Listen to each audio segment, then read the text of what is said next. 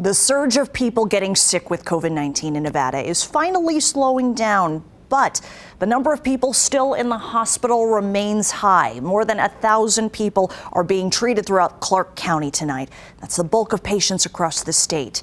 Tonight, 3 UMC doctors, the ones who treat each of those fighting for their lives, sat down with me and gave their no-holds-barred take, what they see every day in the ICU. They say they're fighting more grief and more frustration. They say so much sickness is preventable. And having people beg, please save them. You feel like a failure that you can't help this patient through. These patients do have a very high mortality. When they die or succumb to this disease, there is a part of you that dies forever with every single one of these patients that you lose. The latest COVID-19 surge sends more patients into their care. This pandemic is far from over. We're clearly in the middle of another surge right now. The majority of the people that we see who are extremely ill have not been vaccinated. There is an element of burnout, and to have this type of resurgence is somewhat demoralizing. I know that it's been a very long, hard road, and we all want to see the light at the end of the tunnel, but we really are in trouble now. UMC Dr. Shadaba Assad, Dr. Angie Hansberg, and Dr. Luis Medina Garcia sat down with me to share how this Delta variant surge is taking its toll on patients and them. And that grief has built up over the last year. And the reason why we're here is because we refuse to just throw up our hands and say, all right then, let whatever's going to happen, happen. You have to keep trying. It is very, very hard on the entire ICU team. UMC says very few elective procedures have been delayed, but across the valley, hospitals have been cautious, making sure there is room. They're very labor-intensive patients in terms of needing continuous ventilator adjustment, proning, and it definitely takes its toll. People can't imagine the things that we see on a day-to-day basis.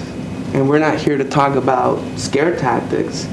It's just the crude reality of life. But what is really frustrating for us and disappointing that this time around, the suffering, the disease, and the death is completely avoidable. When you see a patient who is not vaccinated in the hospital, what do they tell you?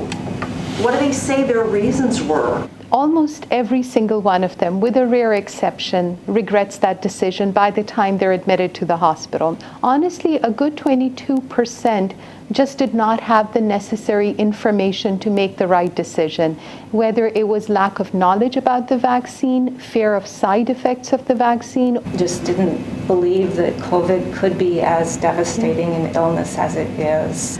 The earlier variant, I think it was easy to go on believing that if you did get it, you would have a mild illness, and that certainly is no longer the case. I'm not there to lecture them and tell them, you should have and wag the finger, because by that time it's too late. Besides sheer exhaustion, the doctors worry about the trauma of so much grief every day for their staff. Physicians have feelings too, and the nurses have feelings too, and we take a lot of that to our families.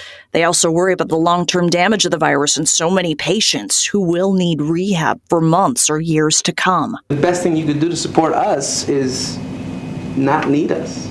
So get vaccinated. And we don't take any offense to that. We don't want you to need it. Wearing a mask is also very important, but from a medical standpoint, I think they do work. So with this pandemic, instead of asking when is it going to end, what is that particular date, how about we set action goals, things that we need to do every single day right now to get to that outcome. The situation is so dire that we no longer are as measured as we usually are, and we ask people to please do their part.